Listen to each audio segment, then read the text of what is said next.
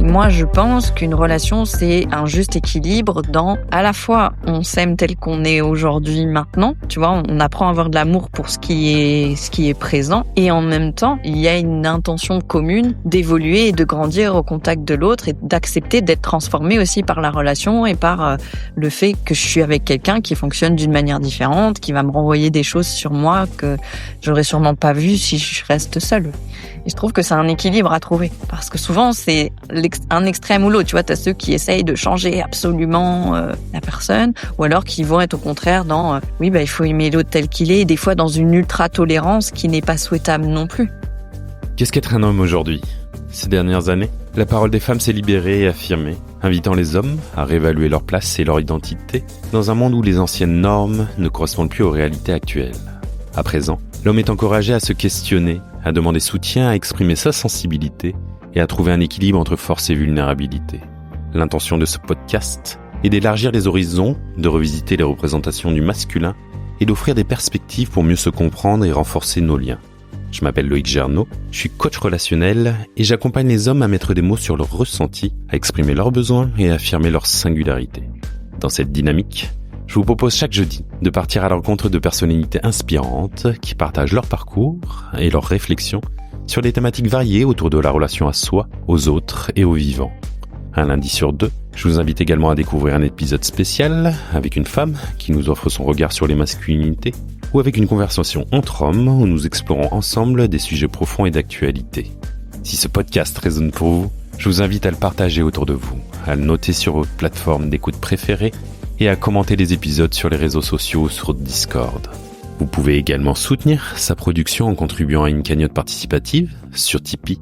Enfin, pour ne rien manquer des futurs épisodes, des ateliers en ligne organisés dans le cadre du podcast, ou encore de mes accompagnements, vous pouvez également vous inscrire à la newsletter.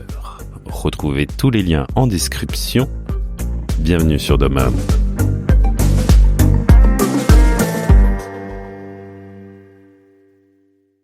Pourquoi on est parfois un peu con en relation ? Aujourd'hui, les relations amoureuses sont en pleine mutation. Entre héritage des anciens modèles et nouvelles attentes, nous oscillons entre quête d'indépendance et besoin de connexion. Les rôles évoluent, la communication devient un défi, et il n'est pas toujours simple de trouver l'équilibre entre authenticité et compréhension de l'autre. Dans cet épisode, je reçois Sarah Salomé, accompagnante en relation, qui aide les gens à devenir moins cons en relation. Avec un regard cash et bienveillant, elle nous éclaire sur les schémas de répétition, la dépendance affective, les différences de langage entre hommes et femmes et la communication assertive. Nous abordons aussi les défis contemporains comme la charge émotionnelle dans le couple, l'impact des réseaux sociaux sur notre manière d'aimer et d'interagir, et la manière dont la redéfinition de la masculinité transforme nos relations. À l'heure où les applis de rencontre, les notifications et l'instantanéité façonnent nos interactions, comment préserver des liens profonds et authentiques ? Comment dépasser nos blessures pour construire des relations plus saines et alignées ?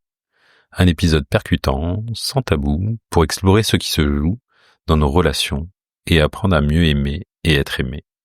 Bonne écoute.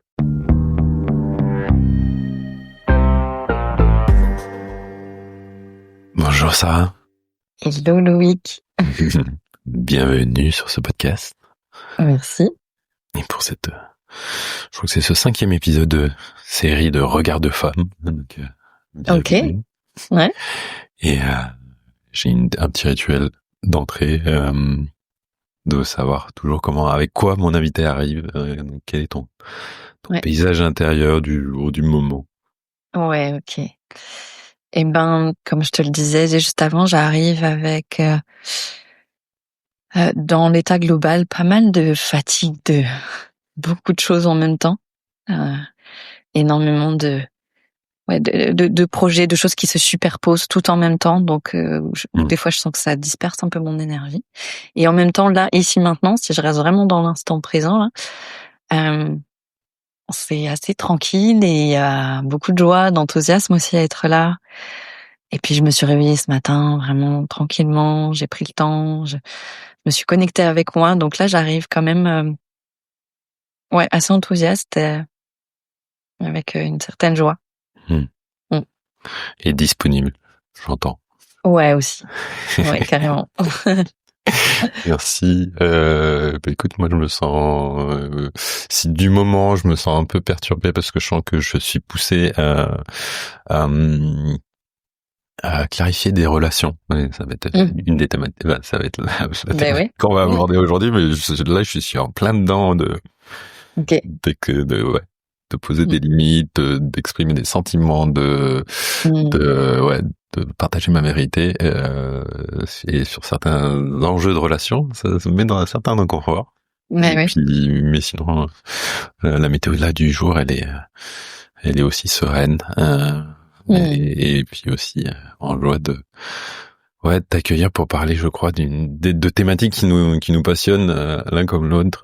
Donc du coup, ça va être chouette. Et ma deuxième question rituelle, elle est comment toi tu te présentes, Sarah? Comment tu aimes te présenter au monde? Ouais. Moi, en tant que personne, ou ce que je fais dans...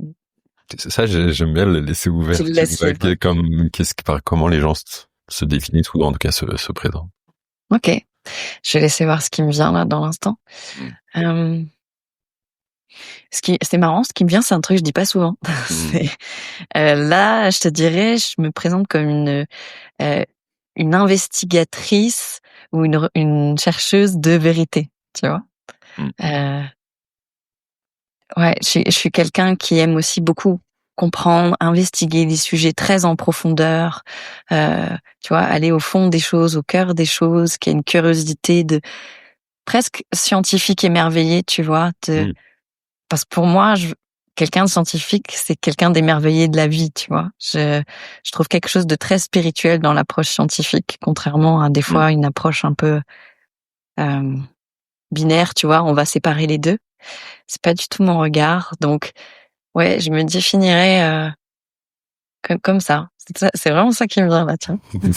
Merci, il est trop chouette en fait. Scientifique de la relation. Ouais, c'est ça. Exactement, ouais. Sur ton YouTube, il y a un truc que j'ai bien aimé où tu mets que ta mission, c'est d'accompagner les gens à être moins cons en relation. Ouais, c'est aussi sur ma bio Facebook d'ailleurs. Ouais, voilà. Ça vient d'où cette envie d'accompagner les gens à être moins cons en relation? Ben, ça vient d'un constat répété alors pour moi, on est tous cons d'une certaine manière, dans le sens, on a tous des systèmes de défense, on a tous des manières de se protéger de l'intimité, enfin, tu vois. Donc, ça vient d'un constat répété de à quel point on se fait mal. Et moi-même, j'ai pu me faire mal, tu vois, dans certaines relations, parce que on s'attache à certains fonctionnements qui sont plus adaptés en fait. Pour moi, être con, c'est ça. C'est je continue de fonctionner dans des systèmes qui sont plus adaptés à la situation présente, tu vois, qui ont été des réponses adaptées à un moment donné dans mon passé et que je peux remercier pour ça, mais qui ne sont plus adaptés à la situation présente. Tu vois. Oui, du coup, ça me connecte direct à ce qui est une de tes spécialités, c'est les schémas de répétition. Ouais, c'est ça. On est dans un podcast qui, de manière générale, s'adresse aux hommes. Et on va dire qu'il y a 2/3 d'audience, en tout cas actuellement, que sont les hommes, mais aussi un tiers de femmes et qui viennent aussi écouter ce podcast. Et merci. Mais ouais, c'est un peu réducteur ce que je dirais, mais on va dire que le relationnel n'est pas la spécialité des hommes. Et du coup, ouais, quand tu parles de schéma de répétition, et notamment en amour, en tout cas dans les relations, d'où ça part, d'où ça vient, et comment les identifier peut-être. Ouais, carrément. Alors d'où ça part? Je vais utiliser un terme que j'utilise tout le temps dans mes accompagnements. Je parle de scénario de réparation inconscient. C'est-à-dire que pour moi, les schémas de répétition sont la résultante d'une tentative inconsciente de se réparer. D'accord? Quand je parle de scénario de réparation, je vais essayer de donner un exemple simple, tu vois, pour que ce soit parlant. Mettons que dans mon enfance, j'ai souffert d'avoir la sensation de manquer d'amour parce que j'avais un père froid, distant, coupé de ses émotions, où du coup je me sentais pas vue, reconnue dans toute ma vie intérieure, ma vie émotionnelle. Tu vois, il y avait une sorte de coupure émotionnelle, tu vois, pas de lien émotionnel. Et je peux avoir un scénario, par exemple, de réparation inconscient, parce que c'est bien souvent inconscient, où je vais aller chercher des hommes qui sont plus ou moins coupés de leurs émotions, tu vois, avec une froideur qui me rappelle celle de mon enfance, pour essayer de créer du lien émotionnel avec eux, pour en fait être réparé, c'est-à-dire obtenir enfin ce que je n'ai pas reçu dans mon enfance, tu vois.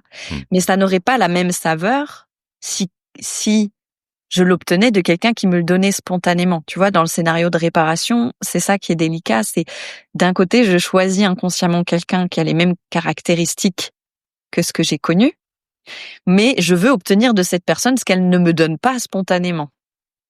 Tu vois, je sais pas si je... Ouais, si, je vois très bien. Et en général, c'est ces scénarios de réparation inconscients qui nous amènent dans des schémas de répétition. Tu vois, c'est-à-dire que par exemple, si j'ai pas conscience de ce scénario-là, je vais continuer d'aller par exemple vers des hommes froids, distants, coupés de leurs émotions et d'essayer de les convaincre que il faut ouvrir son cœur, il faut exprimer ses émotions, et tu vois ce que je veux dire. Et du coup, je vais rentrer dans un truc qui se répète comme ça, où finalement je suis sans cesse ramenée à l'endroit de ma douleur d'origine, tu vois. Parce que évidemment, si je choisis quelqu'un qui a les mêmes caractéristiques, il y a de fortes chances qu'ils finissent par ne pas me donner ce que je cherche. Tu vois?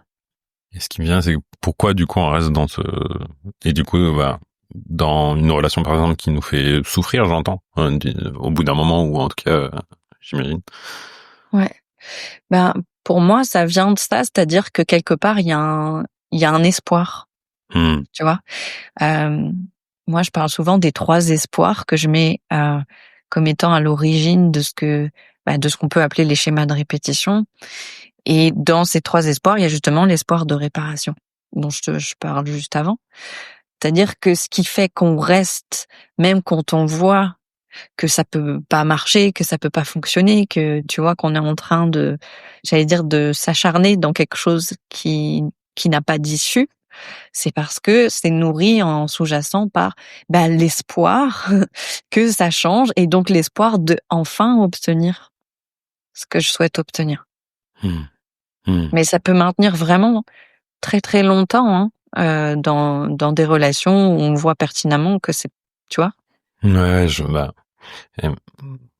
ma curiosité, elle serait, parce que dans ce que tu expliques là, moi, ce que j'entends, ça me connecte à un exemple très simple qui est que beaucoup de femmes restent des années et des années avec un homme en attendant qu'il y ait ce changement et qui n'arrive jamais, et qui un jour amène potentiellement à une séparation, etc. Bien sûr. Oui. Et du coup, moi j'imagine que des hommes aussi ont parce que moi ça me connecte, je pense que je l'ai eu à certains endroits, cet espoir que l'autre change. Bien sûr. Est-ce qu'il y a une sorte de fonctionnement, alors j'aurais envie de dire yin yang, est-ce qu'il y a son opposé, ou en tout cas je sais pas si tu vois ce que je veux dire. L'opposé d'être dans cette attente que l'autre change, ou alors est-ce que tu as un autre exemple? Ouais. En tout cas, ce qui me vient, si tu parles d'opposé, ce serait peut-être la capacité à j'allais dire, à laisser l'autre être tel qu'il est, tu vois, vraiment, tu vois, une espèce d'acceptation, tu vois, si on parle d'opposé. Mais je trouve que c'est toujours un juste équilibre, parce que, tu vois, il y a des personnes qui vont tenir un discours en disant, moi, je veux juste être aimé comme je suis, accepté comme je suis, et puis c'est à prendre ou c'est à laisser, tu vois. Et puis il peut y avoir quelque chose aussi de défensif là-dedans, genre je bougerai pas d'un millimètre pour qui que ce soit, tu vois ce que je veux dire. Et c'est comme ça. Voilà, c'est comme ça. Moi, je veux être aimée inconditionnellement. Je changerai rien, tu vois. Aime-moi comme ça, tu vois. Et c'est aussi quelque chose de défensif, de la même manière que c'est défensif d'essayer de forcer quelqu'un à aller dans une direction qu'il ou elle n'a pas choisie, tu vois. Et moi, je pense qu'une relation, c'est un juste équilibre dans, à la fois, on s'aime tel qu'on est aujourd'hui maintenant, tu vois, on apprend à avoir de l'amour pour ce qui est présent, et en même temps, il y a une intention commune d'évoluer et de grandir au contact de l'autre et d'accepter d'être transformé aussi par la relation et par le fait que je suis avec quelqu'un qui fonctionne d'une manière différente, qui va me renvoyer des choses sur moi que j'aurais sûrement pas vues si je reste seule, tu vois. Et je trouve que c'est un équilibre à trouver. Parce que souvent, c'est un extrême ou l'autre. Tu vois, t'as ceux qui essayent de changer absolument la personne, ou alors qui vont être au contraire dans oui, il faut aimer l'autre tel qu'il est, et des fois dans une ultra-tolérance qui n'est pas souhaitable non plus. Ouais. Tu vois ce que je veux dire? Parce que ça fait aussi grandir d'avoir quelqu'un qui nous dit, ok, mes limites c'est ça, ça je peux le tolérer, ça pas, tu vois? Donc, après, c'est à nous de jauger jusqu'à quel point on accepte de bouger ou pas, mais... Ouais. Oui, j'entends le fatalisme de il changera pas, tu vois. Ou elle changera pas. Tu vois. Et ouais. Mais tu sais que c'est un truc que je dis souvent à mes clientes, je dis quand vous entrez en relation, posez-vous la question, est-ce que si cette personne reste telle qu'elle est pendant encore plusieurs années, c'est OK pour moi? Parce que si on entre déjà dès le début de la relation en se disant alors je vais changer ci, je vais changer ça, et qu'on se fait un projet, une mission, tu vois, d'aller transformer plein de choses chez la personne, en général c'est mal barré, tu vois. Tu vois ce que je veux dire? Ouais, bien sûr. Ça veut pas dire que la personne elle est parfaite. On a tous, tu vois, on a tous nos trucs, mais si d'entrée de jeu c'est déjà un projet de chantier, tu vois, que tu vois l'autre comme ça, que tu l'abordes comme ça, voilà. En général, ça implique derrière, souvent les schémas qui se répètent dont on veut pas, en fait. Et j'aurais envie de partir sur, je pense, quelque chose qui est lié, qui est la dépendance affective, sur laquelle je crois c'est quelque chose aussi que tu as développé dans le sens recherché, comme tu dis. Investiguer le sujet. Investiguer, voilà. Moi aussi, je l'avais investigué. Je me suis, ça a été, je crois, il y a 5 ans. Je me suis pris une baffe, j'étais en voyage au fin fond du Vietnam, quelqu'un m'a parlé, m'a dit dépendance affective, les mots ont vibré en moi, je suis rentré moi, en auberge de jeunesse, j'ai commencé à chercher, et là j'ai reconnu plein de systèmes de fonctionnement, etc. Et j'ai l'impression que c'est plus quelque chose qu'on retrouve, et je serais en même temps, je serais curieux. Est-ce que c'est quelque chose qu'on retrouve plus chez les femmes ou mais également chez les hommes? Je sais pas si toi, qu'est-ce que tu observes justement à travers tes accompagnements? Moi, ce que j'observe, c'est que ça concerne une grande majorité de gens, hommes ou femmes, en fait. Et souvent, on se fait une idée, tu vois, un peu caricaturale de la dépendance affective, que c'est la personne qui va forcément être needy, comme on dit, tu vois, ce terme-là de personne qui va être là en demande, tu vois, beaucoup demander d'attention, voilà. Alors que la dépendance affective, elle a 2 visages, tu vois, on dit bien l'anxieux, l'évitant. Ouais, c'est vrai. Et un évitant est un anxieux qui s'ignore et tout autant dépendant affectif qu'un anxieux ou une anxieuse, tu vois. Donc, en réalité, la dépendance affective, elle prend plusieurs visages, elle a plusieurs formes, mais quand on connaît tous les visages qu'elle peut prendre, la quasi-totalité des gens sont concernés. Donc, je dirais que, surtout dans nos sociétés occidentales, le fonctionnement même de la société, le fonctionnement même de la famille encourage des fonctionnements de dépendance affective, littéralement. Donc, dans nos sociétés, on est tous concernés. Après, il y a une question de degré. On est plus ou moins dépendant affectif, mais honnêtement, je suis pas sûre d'avoir déjà rencontré des gens qui ne le sont pas du tout. Tu vois. Pour moi, c'est toujours une question de degré. Tu vois. Finalement, on est dépendant de plein de choses. On est dépendant de l'air qu'on respire, de la nourriture qu'on mange, de l'eau qu'on boit.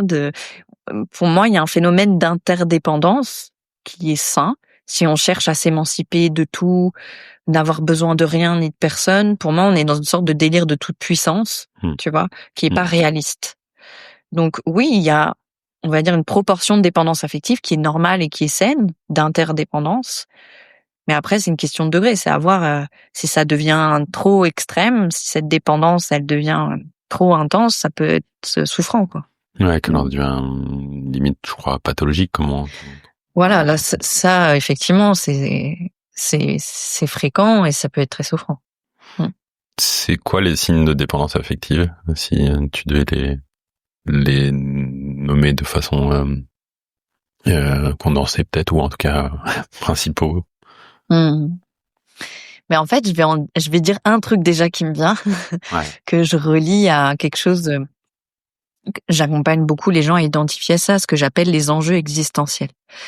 Parce que dans la dépendance affective, au niveau inconscient, il y a ce que j'appelle un enjeu existentiel, c'est-à-dire quelque chose de l'ordre de si je ne suis pas vu, aimé, reconnu, entendu, écouté, peu importe, tu vois, ça va se porter sur des choses différentes selon chacun, je n'existe pas. Le fondement de la dépendance affective, il est là. D'accord? Ça, c'est les racines. OK? Mais après, ça va prendre plein de formes de comportements différents. Mais si je reviens sur ce que je te disais avant, les tendances, c'est quand même ces deux polarités, anxieux, évitant. Donc, tu vas avoir ceux qui ont des comportements où ils ont besoin d'être beaucoup rassurés, tu vois, d'être sûr qu'on les aime, qui vont demander beaucoup d'attention, tu vois. Donc ça, c'est plutôt le côté anxieux. Et puis, tu as le côté plutôt évitant, où c'est des personnes qui, au contraire, vont avoir tendance à vouloir beaucoup leur espace, à repousser l'autre, à avoir peur de s'engager, à vouloir leur indépendance, qui ont peur de l'intimité, tu vois. Donc, c'est un peu les deux visages que ça prend. Et généralement, ces deux visages s'attirent. Exactement. C'est ça. C'est ça.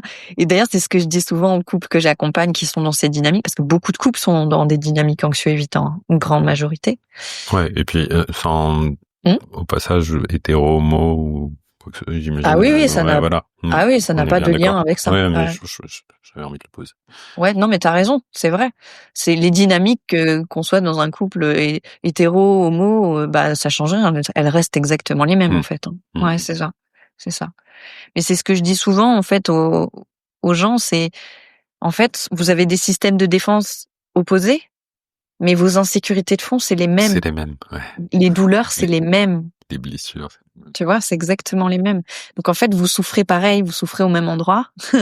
Et quand on reste en surface, on est dans la lutte, tu vois. L'un va reprocher à l'autre son système de défense qui est opposé.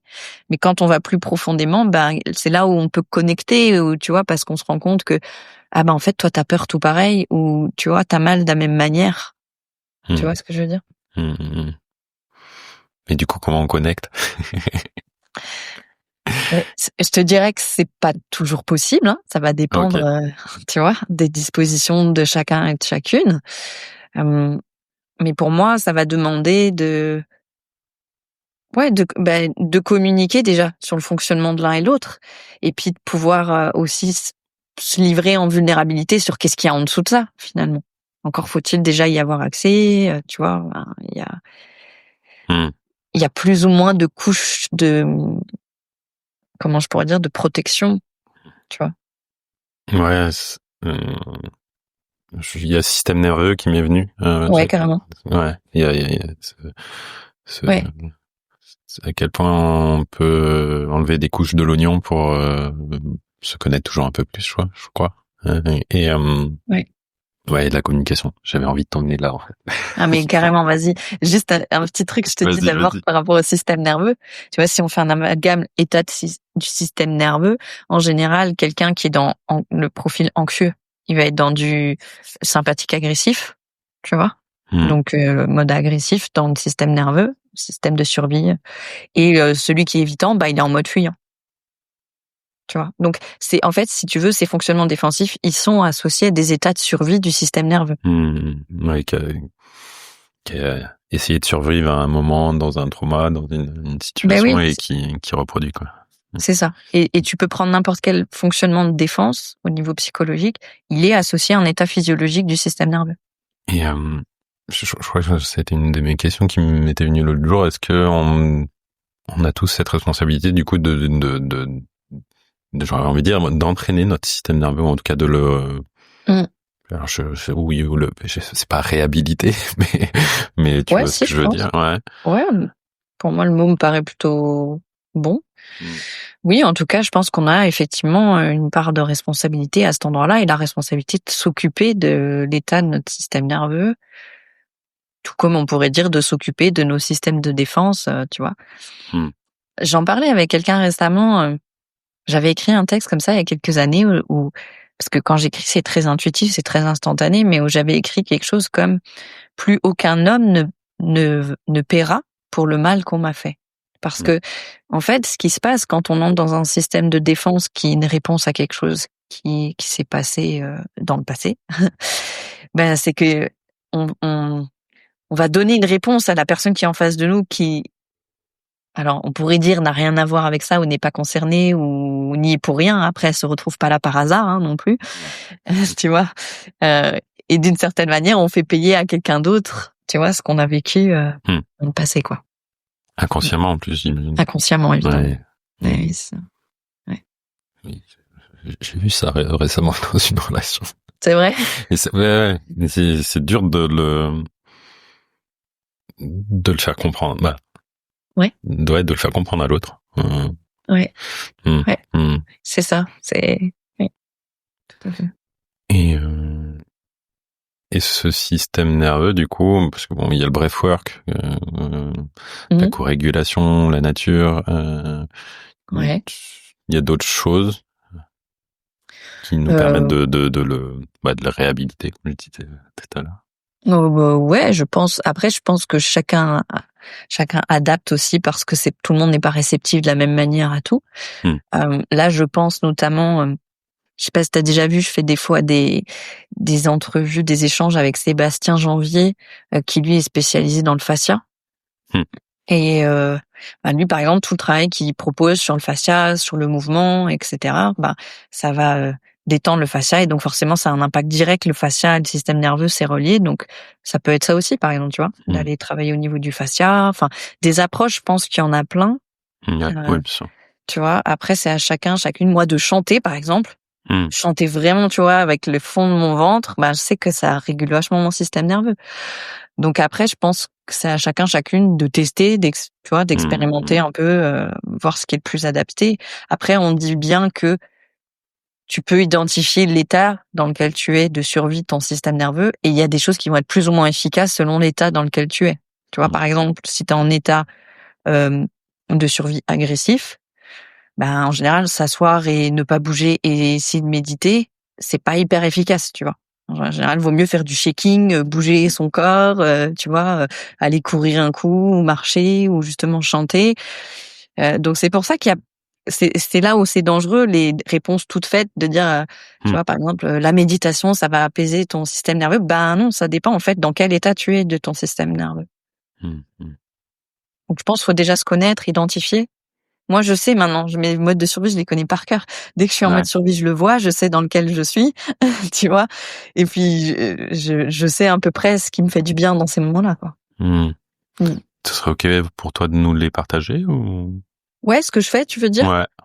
Ouais, et par exemple, quand je m'identifie en mode agressif, donc ça va être ce que je t'ai dit là, c'est-à-dire bouger, moi, danser, ça va beaucoup m'aider, chanter, voilà, faire du shaking, ça va être des choses qui passent beaucoup par le corps en fait et par le mouvement du corps.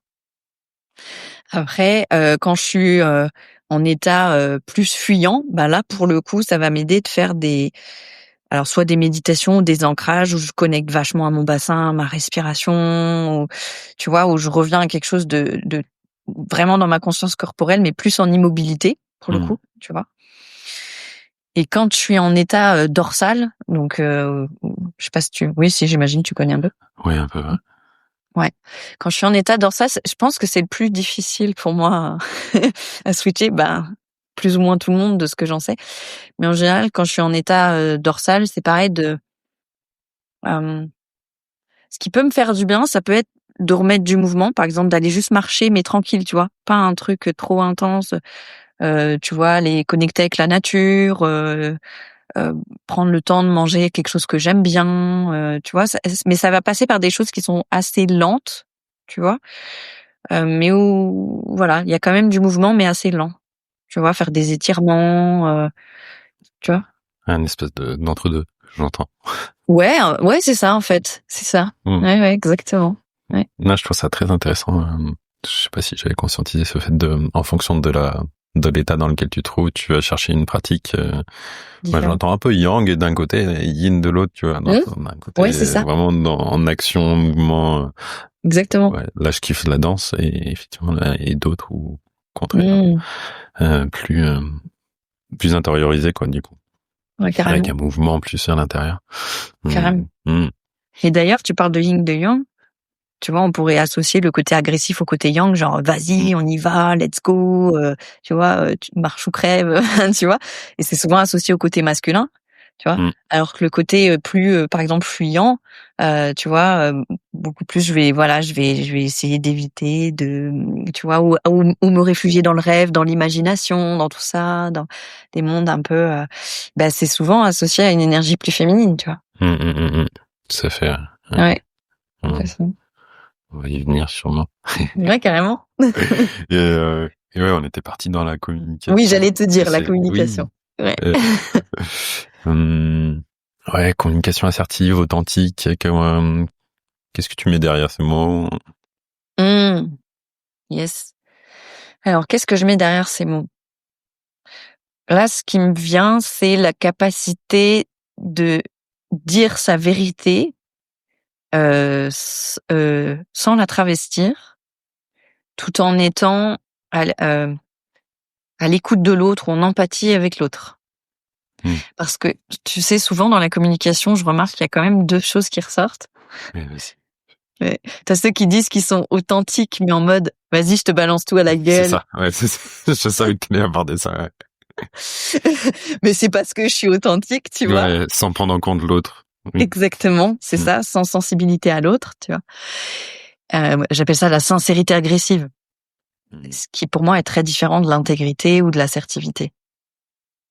Et puis, t'as au contraire ceux qui disent rien, qui essaient de ménager, de toujours, tu vois, qui vont pas dire les choses vraiment parce que, tu vois, donc ils vont être tout le temps dans un truc beaucoup plus sinueux finalement, moins direct, mais parce que il y a, j'ai peur de blesser, j'ai peur de déranger, tu vois, je sais pas trop comment le dire, et puis est-ce qu'on va m'entendre et tout ça, tu vois. Et souvent il y a ces deux extrêmes. Et je dirais que l'assertivité ou l'authenticité, c'est une réunion des deux, c'est-à-dire une capacité à dire les choses de manière directe,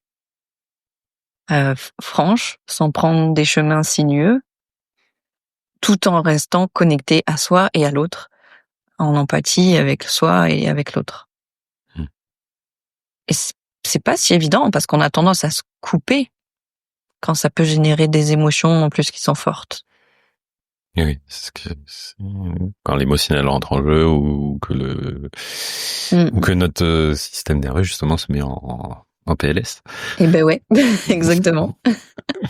Mais merci de l'avoir évoqué parce que c'est exact. En fait, quand on a commencé la question, j'ai écrit en même temps cette histoire d'authenticité. Quand on devient trop, on veut être tout le temps authentique et en oublier en fait qui se trouve en face de nous. C'est ça. Donc ouais, c'est un sacré challenge de trouver ce juste milieu. Et toi qui accompagnes, c'est quoi les erreurs les plus courantes que tu observes dans cette communication et notamment peut-être dans les couples, mais dans les relations de façon générale? Ouais. Donc dans une communication qui serait pas efficace. Ouais. Ok, ouais, des exemples, il y en a plein. Après, des tendances dominantes. J'ai écrit un post là-dessus, je sais pas si tu l'as vu, c'était il y a 2-3 jours, sur une tendance qui est très très fréquente et qui est peu conscientisée, qui est la tendance à en vouloir à l'autre ou à le faire payer inconsciemment de quelque chose qu'on n'a pas osé dire. Je vais reprendre des exemples que je donnais dans le post. J'ose pas dire à quelqu'un que quelque chose me convient pas. Par exemple, la fréquence à laquelle on se voit, la fréquence à laquelle on échange, à laquelle on passe du temps ensemble me convient pas. Je dis rien. Et puis, à un moment donné, j'explose et puis soit je pète un plomb, soit j'arrête la relation, mais sans rien en avoir dit avant, par exemple. Tu vois. Mais ça peut jouer sur des choses beaucoup plus anodines ou subtiles que ça. Et dans la sexualité, par exemple, ça se joue beaucoup. Je vais accepter quelque chose alors que je suis pas sûre, je le sens pas vraiment, ou j'ai pas vraiment envie, ou je suis en zone grise, et donc à un endroit je me sens pas à l'aise, et ensuite je vais en vouloir à l'autre d'avoir fait quelque chose avec lequel j'étais pas vraiment ok, même si je l'ai pas dit. Tu vois? Ça, c'est très fréquent dans la communication, de j'en veux à l'autre ou je fais payer à l'autre ce que moi je ne m'autorise pas à dire, à assumer, à exprimer. Ça, c'est la première chose. Une autre erreur très fréquente, c'est l'attente que l'autre devine sans justement dire ce qu'on veut, ce qu'on veut pas, voilà. Donc ça mène à plein de conflits finalement. Et une autre erreur aussi, enfin erreur, je sais pas si c'est le bon mot, mais une autre tendance. Symptôme, ouais. Ouais. Ça va être au contraire de, sous prétexte, comme on disait, d'être authentique ou de communiquer, j'arrive constamment comme ça, sans demander à l'autre s'il est ok, disposé émotionnellement avec mes trucs, en disant oui bah il y a ci, oui bah il y a ça, et je vérifie absolument pas la disponibilité de, je balance. Tu vois, je balance mes trucs. Tiens, cadeau. Ouais, c'est ça. C'est ça. Et c'est pas évident, hein. Tu vois, ça me connecte à hier. J'ai eu une discussion avec des amis très proches, et c'est vrai que lancé dans un rythme, on était ensemble en coworké, je leur ai balancé un peu un pavé sur une thématique, et d'un coup je me suis aperçu que ça déclenchait de l'émotionnel chez une de mes amies, et je me suis dit ah zut, là j'ai pas pris soin, dans le sens où j'arrive avec quelque chose de sensible. Comment je peux demander à l'autre d'abord, si d'une part il ou elle est disponible, émotionnellement parlant, et si en plus ce dont on va parler par exemple là dans cet exemple là, c'est ok de l'aborder, quoi, et ce qui me connecte à la notion de consentement et tout ça quoi. Mais oui, et c'est exactement là où j'allais en venir. On parle beaucoup de la notion de consentement par rapport à la sexualité, et on en parle on demande beaucoup aux hommes d'être attentifs à cette notion de consentement, mais j'ai envie d'amener la responsabilité aussi des femmes dans leur façon de communiquer, à vérifier aussi le consentement de l'homme à recevoir ce qu'elles ont à dire ou ce qu'elles ont à partager comme émotion, comme c'est quelque chose qui me semble important. Bah, comme tu en témoignes là par rapport à cette situation, de prendre le temps de demander à l'autre, mais est-ce que là t'es ok, tu vois, pour que je te partage quelque chose qui peut peut-être être un peu, tu vois, émotionnel, sensible, ou remuer des choses, ou tu vois. Oui. Oui, c'est peut-être cliché ce que je veux dire. Vas-y. Tu me diras ce que t'en penses. Mais oui, ça me connecte à ce truc, c'est ce que j'ai remarqué des fois chez les femmes et dans certains couples, et je crois que je l'ai vécu peut-être dans ce couple, cette capacité d'aborder quelque chose de super important à un moment où c'est pas du tout approprié. Et c'est genre, mais enfin, en fait, je crois dans ma dernière relation, ça s'est produit genre on va aller se coucher, je veux dire, c'est le temps de dormir, au moment de dormir, là, bam, t'as une espèce de dossier qui arrive, tu fais, et boum, t'es parti pour 2-3 heures, et tu finis, et ouais, ça te connecte à ça. Oui, non, mais carrément. Et c'est pas cliché, c'est hyper fréquent, ce truc-là. Dans beaucoup de relations, ça arrive tout le temps.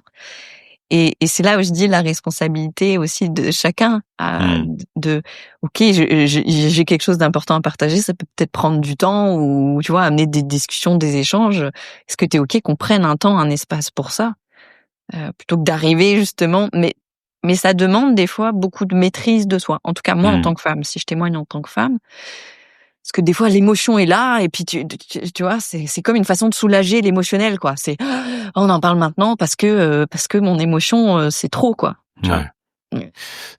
C'est ça qui est super touchy, tu vois, Parce que pour prendre un autre exemple, l'autre soir, j'étais dans une soirée, il y a quelque chose qui m'a vraiment crispé d'un coup, une frustration, une boule dans le ventre. Et le contexte faisait que c'était pas possible, en fait, pour moi, en tout cas, selon moi, tu vois, j'avais cette conscience-là que, Oui. Si effectivement j'avais vraiment envie, là, j'aurais pu déverser ma frustration d'un coup. Mais alors là, je sais pas ce que ça aurait donné, tu vois. Ouais. Et, c'est dur de trouver ce juste milieu de comment je prends soin de moi aussi, parce que ça m'a quand même créé une certaine souffrance derrière, etc. Et voilà, mais comment aussi je prends soin de l'espace, de la relation, du contexte, et ça demande du coup, j'ai l'impression en tout cas, moi je m'observe et donc j'ai l'impression d'être de plus en plus agile, on va dire, dans ce truc-là, ce qui est plutôt grisant parce que ça me permet d'être mais c'est quand même, il y a quand même comment je vais après ensuite justement traiter cette émotion, quoi. Oui, c'est là où pour moi ça demande une maîtrise et une forme d'entraînement. Ouais,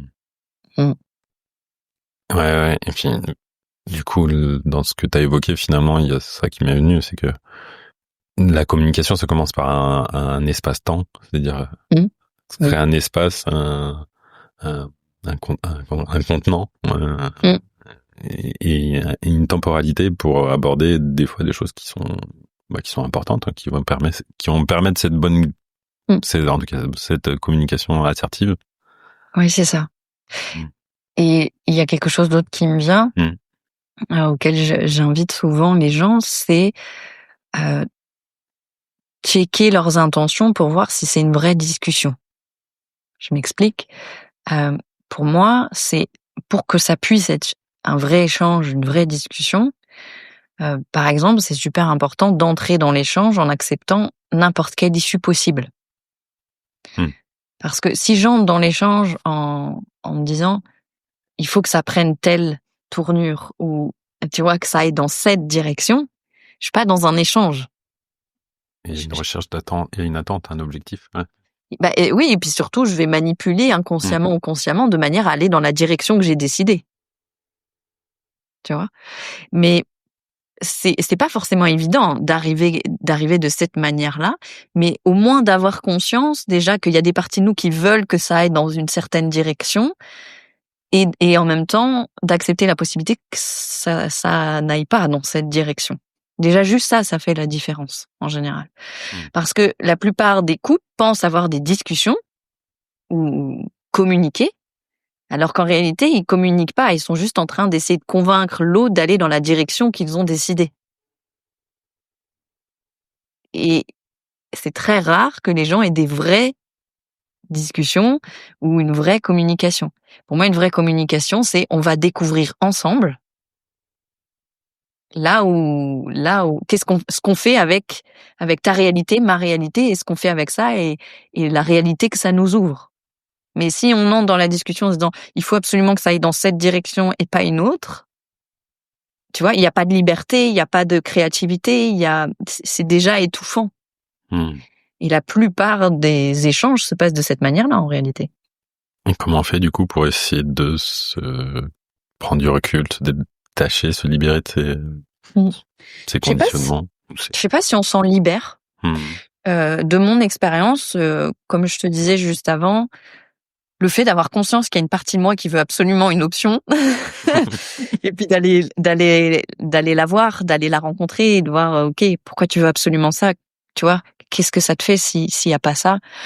Ah bah, tu vois, ça me fait peur, ça me fait mal, ça me fait ci, ça me fait ça. Donc de prendre soin de ça déjà, ça fait que, ok, il y a quelque chose qui se détend. Et puis souvent, je prends le temps d'aller voir, ok, admettons que ça te passe de la pire manière, tu vois, pas du tout comme ce que tu voulais. Ça peut être quoi les bénéfices à ça? Tu vois? Qu'est-ce que tu vas y gagner, toi, que ça aille pas dans la direction que tu veux? Et ça peut aider. C'est un petit truc simple, mais tu vois, ça change des fois l'angle de vue, le regard. Ça veut pas dire que cette partie de moi, elle n'existe plus, celle qui veut que ça aille dans une direction. Ça veut dire que ça va solliciter d'autres endroits, tu vois, qui vont pouvoir voir, ah ok, mais peut-être ça a du sens que ça aille dans une autre direction que celle que je voudrais spontanément, que j'aurais décidé spontanément, tu vois. C'est quoi le cadeau? Ouais, ouais, tu peux le dire comme ça. Ouais. Et c'est quelque chose qui peut être fait avant même d'échanger avec la personne. Ok, j'ai envie que ça aille là, j'ai super peur que ça aille dans telle direction, et Ouais, je de le vais poser. voir, Ouais, ok. tu vois, tous les bénéfices qu'il peut y avoir à ce que ça aille dans la direction que je veux pas. Est-ce que ça nous demande, ou alors peut-être dans un premier temps ou sur une période, quand, par exemple, si je prends un exemple d'un couple qui a des difficultés, Ouais. j'entends quand même que se faire accompagner, ça peut être quand même une sacrée bonne solution, quoi. Ouais, ça peut. Clairement. Ben oui. D'avoir ne serait-ce qu'un cadre, un espace-temps, justement, comme on disait tout à l'heure. Ouais, c'est ça. Et puis c'est ce que je disais hier aussi, j'ai échangé avec quelqu'un où on parlait du fait que à plein d'endroits, on va comprendre la nécessité d'apporter un cadre structurant. Moi, je dis souvent la structure au service du vivant. Si tu as des endroits où il y a 0 cadre, c'est juste freestyle, ça va pas, tu vois, ça va pas permettre l'élaboration finalement de quelque chose de vivant, de joyeux. Enfin, moi, je l'ai expérimenté par exemple dans ma vie de maman. J'ai essayé de faire tout en mode freestyle au début. C'était catastrophique.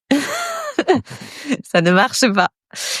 Et à un moment donné, j'ai dû apprendre que, bah oui, il faut quand même que je crée un cadre, une structure qui soutienne, en fait, le vivant tu vois, de la famille, pour mon fils, etc. De la même manière, au niveau pro, on va comprendre l'importance, si tu fais un partenariat professionnel avec quelqu'un, tu t'arrives pas dans le partenariat en disant, écoute, je sais pas ce que je fais, je sais pas ce que tu fais, je sais pas c'est quoi tes compétences, je sais pas c'est quoi les miennes, mais on va faire un truc, on sait pas quoi, et puis on verra comment ça se passe. Tu vois. Personne ne fait ça. Mais dans les relations amoureuses, on fait ça. On se dit, ouais, je ressens ça, alors j'y vais, je sais pas ce que tu veux, je sais pas ce que je veux, mais tu vois, je caricature, mais Bien sûr. il y a souvent de ça. Et rien que le fait de s'accorder en conscience dès le départ sur une structure au service du vivant de chacun, c'est-à-dire en prenant acte de moi je fonctionne comme ça, toi tu fonctionnes comme ça, ça peut paraître pas romantique pour certaines personnes, mais en réalité, c'est ce qui permet justement de s'amuser ensuite, d'avoir du fun, tu vois, que ce soit plus léger, qu'il y ait une façon de communiquer plus fluide, tout ça en fait. Ouais, carrément. J'avais eu un homme en interview et il avait donné un exemple que je trouve parlant et super parlant où il parle qu'ils avaient fait une étude de mettre des bébés dans du sable, dans une étendue de sable, et en groupe comme ça. Et en fait, tu vois les bébés qui restent au milieu de cette surface dans le sable. Et ensuite, de mettre un bac à sable, donc vraiment avec quatre côtés et avec une certaine étendue. Et là, boum, tu voyais les enfants aller à droite, à gauche de ce carré, à explorer, si tu veux, toute cette surface. Et je trouve que c'est vachement parlant, tu vois, comme quoi le cadre permet la liberté, en fait, comme c'est ce que t'as évoqué là. Exactement.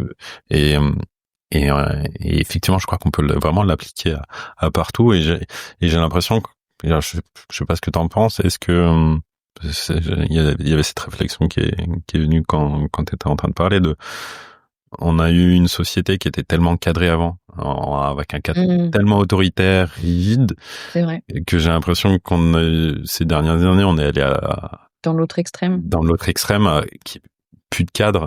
Tu vois, je pense à plein de choses où ça me fait penser à toi qui es maman, à ces espaces d'éducation qu'on dit positive, ou etc., en fait, où d'un coup il y a plus de cadre et où on a des parents qui se font déborder. T'es tombé dans ce piège, toi, ou... Au début, ouais, il y a eu un moment où c'était comme ça. Et puis parce que moi-même j'étais, ce que tu dis là, tellement encore révoltée d'une certaine rigidité que j'avais eu l'impression de vivre, moi, qu'on m'avait imposé dans ma vie à plein d'endroits.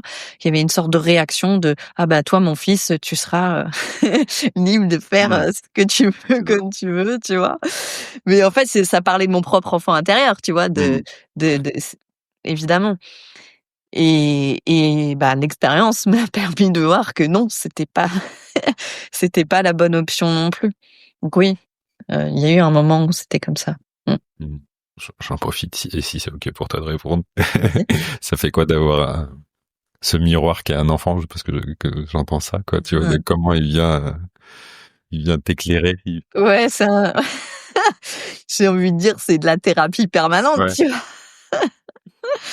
Ah ouais, mais moi, il y a des choses, je peux pas passer à côté, tu vois. Avec un enfant, il y a une relation tellement, moi, depuis, même quand il était dans mon ventre, même avant qu'il naisse, j'avais vraiment le sentiment très fort que ça me reconnectait à fond à mon enfant intérieur. En fait. Et du coup, j'ai l'impression qu'il me renvoie constamment tous les endroits où moi je me comporte encore comme une enfant à partir de mon enfant. Alors des fois des trucs très cool, tu vois, mon fils régulièrement me dit ouais, maman, c'est trop cool, des fois t'es une gamine, on joue comme des, tu vois, donc ça peut avoir des côtés vraiment chouettes et en même temps des côtés où je me comporte comme une enfant mais immature qui a du mal à prendre certaines responsabilités d'adulte. Donc moi ça me renvoie beaucoup à ces endroits-là. La relation avec mon fils. Merci. Avec plaisir. Et en amont, ouais, tu me disais que t'étais, c'est quelque chose si t'avais bien investigué, c'est les langages féminins et masculins. Ouais, c'est vrai. Je crois que c'est ça que tu m'as partagé. Qu'entends-tu par là? Quels sont-ils? Ouais. Alors, ce que je peux dire spontanément, c'est que évidemment, il y a des nuances. Je veux juste pas tomber dans un truc de les hommes c'est ça, les femmes c'est ça. Il y a des nuances en fonction de nos polarités. Je vais le dire comme ça. Mais il y a quand même une tendance qui est que les hommes vont avoir tendance à communiquer de manière beaucoup plus rationnelle, pragmatique. Tu sais, ce fameux cliché, on dit la femme qui parle et puis le mec il lui donne des solutions alors qu'elle veut juste être écoutée ou accueillie émotionnellement, tu vois. Et du coup, elle est frustrée parce que il lui apporte des solutions concrètes, pragmatiques, tu vois. Mais parce que c'est ce qu'un homme ferait avec un autre homme. Dans leur langage masculin à eux, un homme qui parle avec un autre homme, qui lui dit, bah voilà, je vis ça, ils vont se dire, bah mec, t'as qu'à faire ça, ou voilà, je schématise un peu, mais c'est une tendance quand même plus masculine d'apporter des solutions concrètes, pragmatiques, et de parler plutôt ce langage-là. Encore une fois, c'est une tendance. Aujourd'hui, il y a des hommes qui basculent de plus en plus vers un langage féminin, c'est-à-dire très émotionnel, finalement, parce que les femmes vont beaucoup communiquer de cette manière-là, beaucoup à travers l'émotion, à travers, ouais, c'est ça, un langage beaucoup plus émotionnel. Et c'est là où tu vois, avec l'exemple qu'on connaît tous les deux, de la femme qui est frustrée parce que le mec lui apporte des solutions concrètes plutôt que de l'écouter émotionnellement, il va y avoir des incompréhensions. Et si on le sait pas sur des choses aussi simples que ça, mais en fait ça va se situer à plein d'autres endroits de la vie quotidienne, on rentre en lutte et on rentre en conflit. Et je pense que c'est important, comment je pourrais dire, de consciemment aller parler le langage de l'autre à des moments. Tu vois, si en tant que femme, je demande juste à l'homme de me parler en langage émotionnel ou moi de lui parler que comme ça, à un moment donné, ça va être super frustrant pour lui parce que ça va le sortir de quelque part aussi de sa puissance d'homme d'apporter du concret, d'apporter du pragmatique, tu vois. Et de la même manière, si lui il demande à sa femme de jamais être émotionnel, de rester rationnel, pragmatique et tout ça, ça va être super souffrant aussi pour elle. Donc je pense que plus on fait un mouvement pour OK, on ouvre des moments où on communique, vas-y, on y va là sur tes émotions et tout ça. Et après, par exemple, on cherche des solutions ensemble, concrètes, pragmatiques, et puis tu m'apportes ton regard, et on fait les deux, plus ça va être nourrissant pour l'un et pour l'autre. Et souvent, on a tendance à vouloir imposer notre mode de langage à l'autre. Oui. Qui est pas étonnant. Qui quoi? Ce qui est pas étonnant. Oui, oui. c'est assez humain, hein, finalement. Oui. Oui, c'est ces deux réflexions qui me viennent, oui, et en plus quand, du coup, en tant qu'homme, moi j'ai des fonctionnements un peu des deux, mais je sais que parce que j'ai évolué aussi là-dessus, mais je pense qu'il y a eu des moments où, quand du coup on essaye d'apporter une solution et qu'on n'y arrive pas, et ben du coup on se sent frustré, on a l'impression de pas être utile, C'est ça, et exactement. donc de ne pas se sentir, du coup de ne pas se sentir aimé, et ça en arrive malheureusement à des éloignements, des conflits, etc., quoi. Ouais, exactement. Et oui, et moi je trouve ça, parce que les cercles de parole m'ont aussi beaucoup aidé dans ce, je dirais, ce développement de cette écoute que j'avais déjà, mais dans ce fonctionnement, je dirais, vraiment tiens, je t'offre un espace, je t'écoute pleinement, je t'accueille, je te vois, je t'entends dans ta parole. Oui. Et en fait, ça suffit derrière, ça. Ok, t'as entendu ma colère, et ben ça suffit en fait. Et on n'est pas obligé de trouver une solution ou un truc comme ça, quoi. Et c'est un fonctionnement qui est notamment, je crois, majoritairement pour les hommes, c'est pas chose à laquelle on n'a pas été habitué. Bien sûr, c'est ça. Et puis ça demande de la sécurité intérieure quand même, tu vois, d'entendre, par exemple, que l'autre il est en colère, que il ou elle est frustré, que tu vois, sans, enfin, tu vois, il pourrait y avoir un truc de du coup je fais pas assez, je suis pas assez bien. Enfin, ça vient toucher des endroits aussi comme ça. Hein. Enfin, donc ça demande la sécurité pour moi d'être capable d'entendre ce que l'autre vit de désagréable dans la relation, sans forcément vouloir apporter une solution, parce que des fois le vouloir apporter une solution, il est une réponse à je me sens pas assez pour toi du coup. Ah, le pas assez oui. Et ouais, comme quoi une relation c'est prendre soin, hein. C'est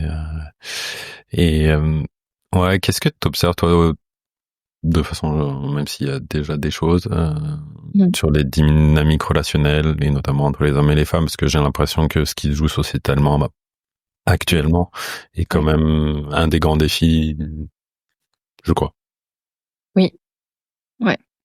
Donc ta question serait des dynamiques aussi globales entre les hommes et les femmes. Là, je vais te parler d'un truc qui me vient à l'esprit parce que j'en parlais. Enfin, j'en parle beaucoup dans un groupe d'échange avec Safouane et Madi, avec qui on va faire un live à ce sujet-là. C'est que on voit bien quand même qu'il y a une montée en puissance du féminisme. Donc, il y a pour moi et je vois, moi, par exemple, même dans les accompagnements que je fais, etc., je vois de plus en plus d'hommes qui ont peur d'être associés à ces connards. Tu vois, qui en fait se disent oui, mais moi j'ai pas envie d'être le connard, le méchant, le violeur, le tout ça, et en même temps à un endroit je me sens mis dans le même sac que tous ces hommes là qu'on taxe d'être tout ça. Et j'ai l'impression que il y a quand même une sorte de lutte, de guerre, c'est-à-dire à un endroit le féminin qui oui a peut-être été bafoué, pas entendu ou pas reconnu pendant très longtemps. D'un coup il y a un mouvement, tu vois, un peu de révolte quoi, clairement par rapport à ça, qui fait entrer en lutte beaucoup les hommes et les femmes. C'est comme s'il y avait une revanche quoi, une revanche revanche du féminin sur le masculin, et que ça donne des dynamiques pas toujours très cool.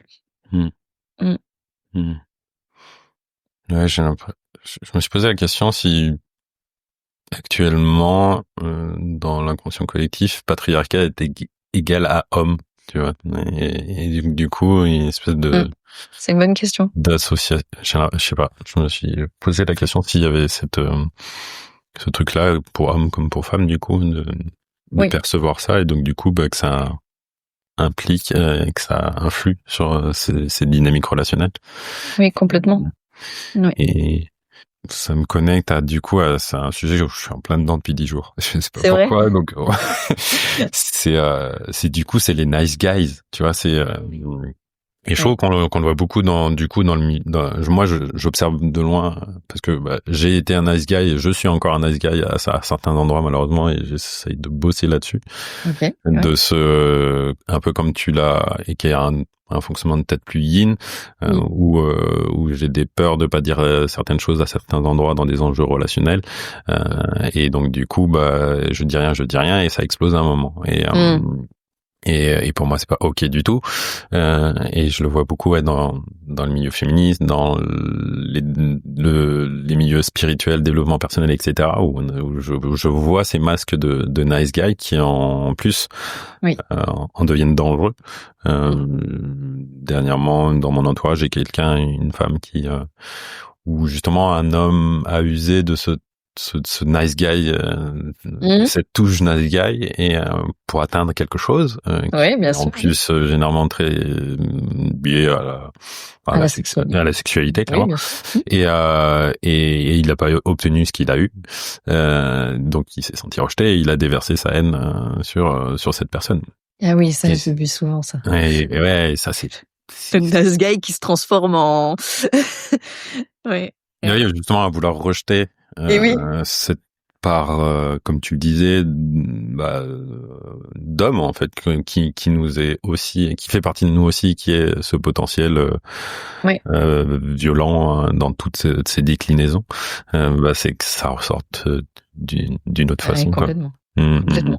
Et je pense que les hommes les plus dangereux entre guillemets sont ceux qui ont des fois le moins conscience de leur côté prédateur et qui ne savent, qui le subissent de manière inconsciente. Tu vois l'exemple que tu donnes, hein, cet homme qui et tu vois est tout gentil et tout en apparence, puis quand il obtient pas ce qu'il veut, devient odieux avec la nana.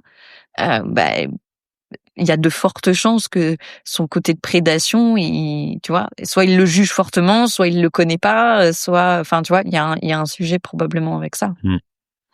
Ouais, et aussi, ou peut-être qu'il va pas l'exprimer, mais il va du coup le décharger d'une autre façon, à travers des addictions, en fait. Il y a ça qui vient, je crois, hein.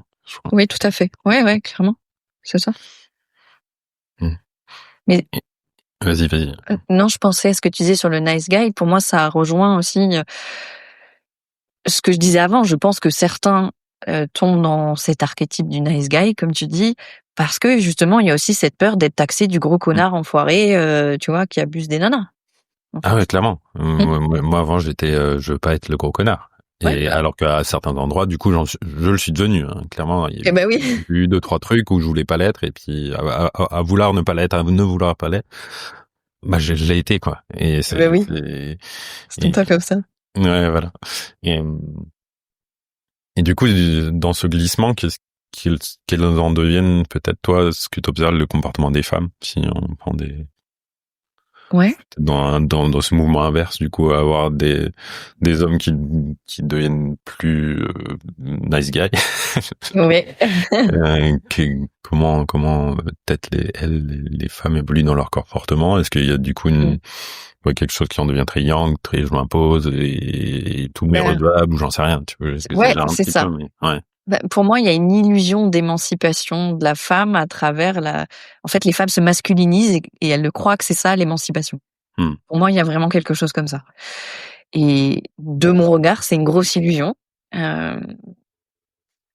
Et c'est une réponse, évidemment, à toutes les blessures, tu vois, à toute la douleur qui mérite d'être entendue et considérée, tu vois, que les femmes ont pu vivre individuellement ou de manière collective.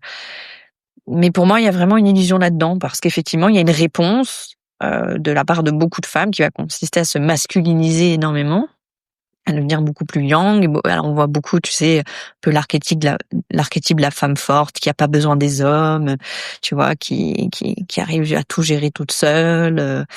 Voilà. Il y a vraiment pour moi à cet endroit-là, paradoxalement, un déni de leur féminité énorme. J'avais aussi fait un post il y a pas longtemps, alors un peu en mode provocation, parce que j'avais écouté un micro-trottoir où le mec demandait, alors la question était très générale, tu vois, mais il disait, est-ce que, à votre avis, les femmes ont besoin des hommes?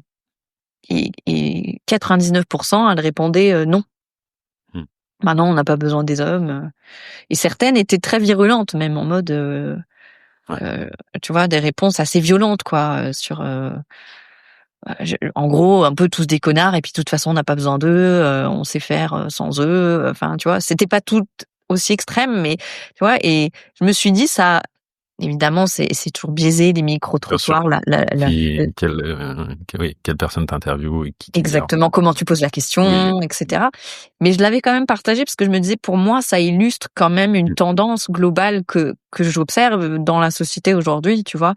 On en revient à cette espèce de révolte mais du coup, je me masculinise et je pense que c'est ça de m'émanciper. Un autre sujet, tu seras peut-être pas d'accord avec moi, je sais que c'est souvent un sujet touchy, c'est que je pense aussi que c'est une illusion, cette émancipation sexuelle. C'est-à-dire que les femmes s'imaginent que elles s'émancipent en se disant je peux coucher avec qui je veux, comme je veux, et puis c'est ça mon émancipation. Moi, je crois aussi que ça, c'est souvent une illusion. Je pense que surtout en tant que femme, et puis quand tu t'intéresses un peu à comment fonctionne justement à la fois la psychologie féminine, mais aussi la physiologie féminine, et toutes les implications que la sexualité va avoir dans le corps féminin, ne serait-ce que aujourd'hui il y a des études, tu vois, qui commencent à prouver que, et il y a des raisons à ça, qu'en termes d'ADN, la femme elle va prendre une grosse quantité d'ADN de son partenaire, ne serait-ce que parce que dans le but d'un potentiel enfant, c'est elle qui retransmet la génétique. Donc, tu vois, elle va prendre une partie de la génétique beaucoup plus importante que l'inverse, parce que l'homme n'est pas le transmetteur de la génétique. Bref. Donc, je pense qu'il y a beaucoup de choses qui sont censées nous faire croire que c'est de l'émancipation, se masculiniser, ne plus avoir besoin des hommes, baiser comme on veut, avec qui on veut, et que en fait ça nous coupe de notre essence féminine. Oui, moi j'ai l'impression qu'effectivement ça amène à tout sauf l'empuissancement des femmes. Bah ouais, clairement. Pour moi ça conforte une aliénation, au contraire. C'est un sacré sujet, mais et c'est pas forcément facile, je trouve, encore non. Que des voix commencent à s'élever, et je trouve ça intéressant aussi que ce soit une femme qui le nomme et qui l'aborde. Oui, carrément. Oui. J'ai souvent, quand je parlais avec certaines personnes, ils me disaient, mais nous, on dirait la même chose que toi en tant qu'homme, ça passerait pas du tout. Tu vois? Ouais, carrément. C'est ça. Ouais. Et j'ai envie de te poser une question un peu plus personnelle. Et toi, tes relations, comment toi, avec cette investigation, tu vis ta relation, notamment peut-être ta relation amoureuse, si t'en vis aussi, là aussi, si c'est ok pour toi de nous la partager. Yes. Et ben en fait, c'est marrant parce que moi j'ai été quelques années, j'ai été quand même pas mal d'années en couple avec quelqu'un, et puis ça s'est terminé il y a. En gros, moi, ça fait 1 an que je suis dans un célibat, un vrai célibat, et que j'ai senti que, paradoxalement, tu vois, je parle de la relation, pourtant, et pour moi, c'était super important là d'avoir cette période où il y avait pas vraiment. Et quand cette dernière relation s'est terminée, donc il y a à peu près 1 an, et ben, je me suis dit ouais, c'est vraiment important là que je prenne juste du temps pour moi. Je sentais pas l'envie de retourner dans une relation tout de suite. Donc après, ça va avoir plein d'implications dans plein d'autres de mes relations. Mais ouais, en tout cas là, ça fait un certain temps que du coup il y a pas. Donc ouais. Parce que je trouve ça plutôt sain, mais après ouais, et puis moi je l'ai ressenti d'autant plus important que j'avais une longue période où j'avais eu plusieurs relations de quelques années de suite, et il n'y avait pas eu vraiment d'espace entre ces relations finalement. Et ouais, là c'était vraiment quelque chose j'ai besoin de juste.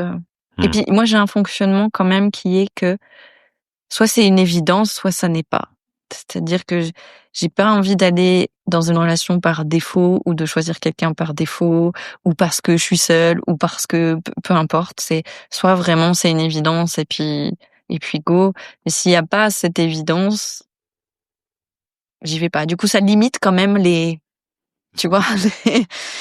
possibilités aussi.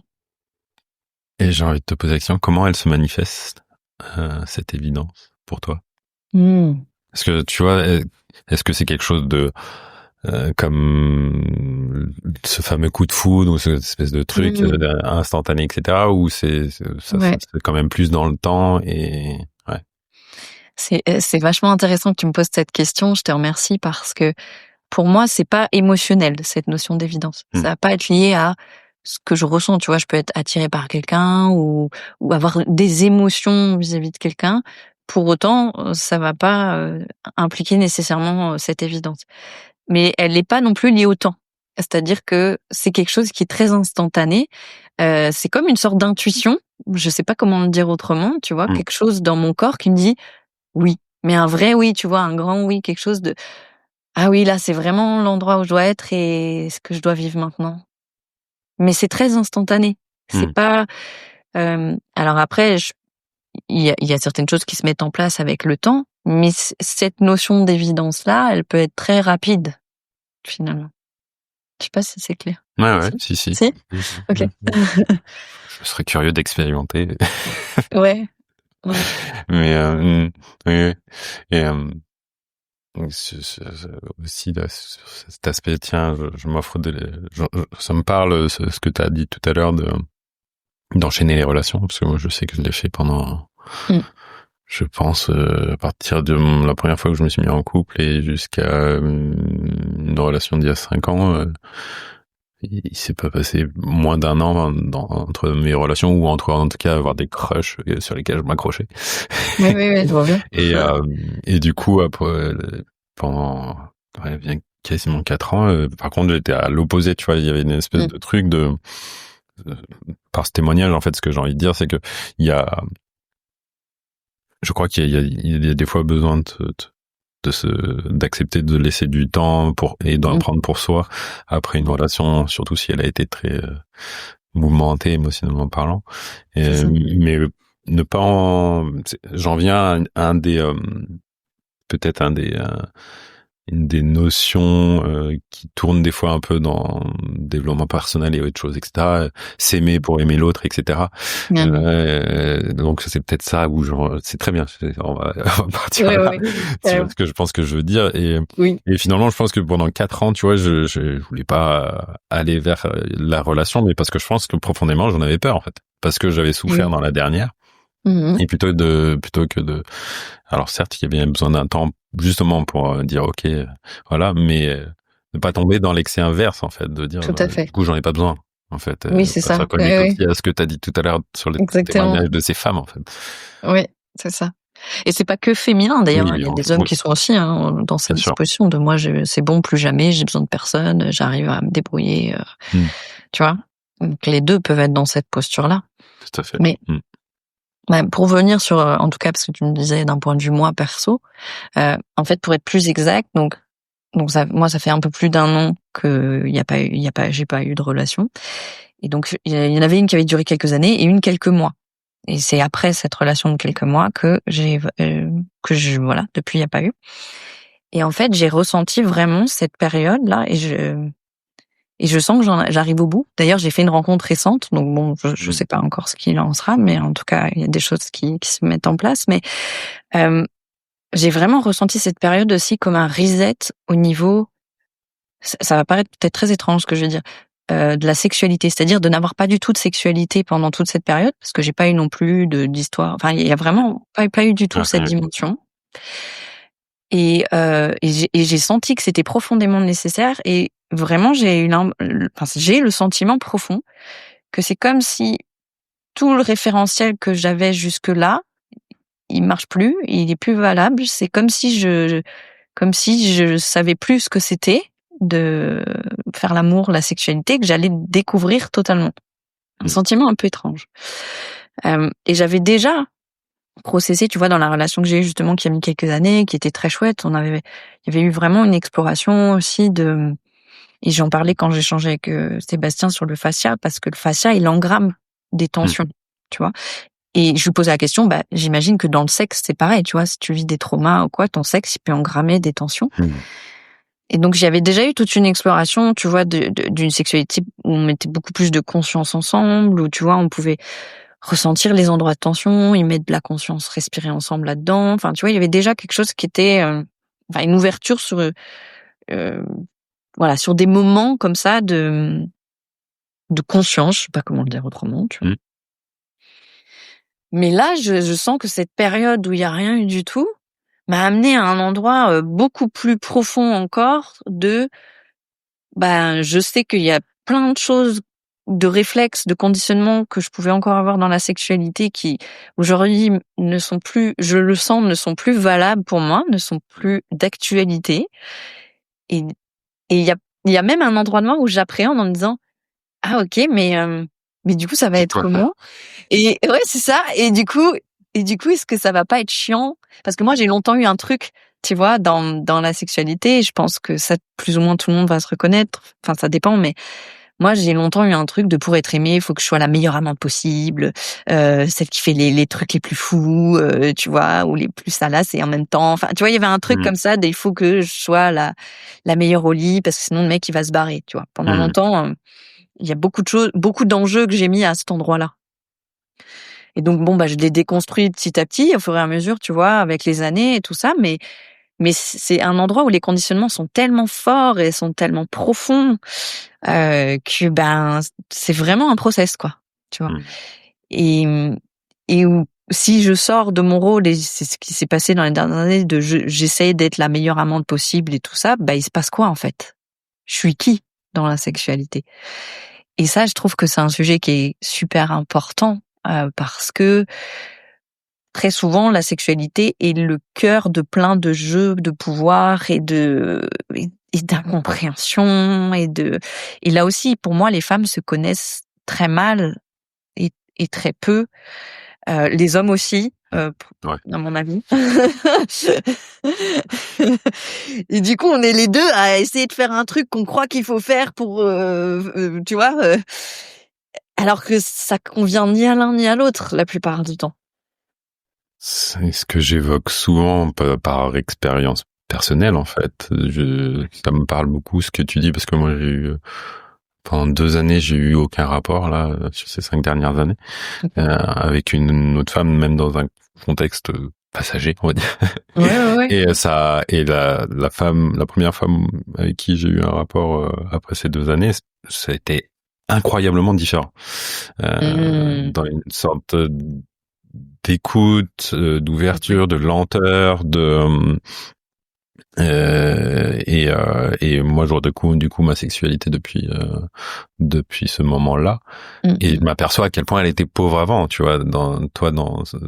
J'entends les conditionnements dans lesquels t'étais, et je pense que ça parlera à beaucoup d'hommes. Moi avant j'étais dans le mode de performance, c'est-à-dire il faut que je dure longtemps, faut que je sois justement toujours dur aussi, il faut que je sois au garde à vous sans arrêt, faut que je sois disponible sans arrêt, etc. Et je vois à quel point de sortir de ces mécanismes là, j'explore une sexualité complètement différente qui est beaucoup plus sensorielle,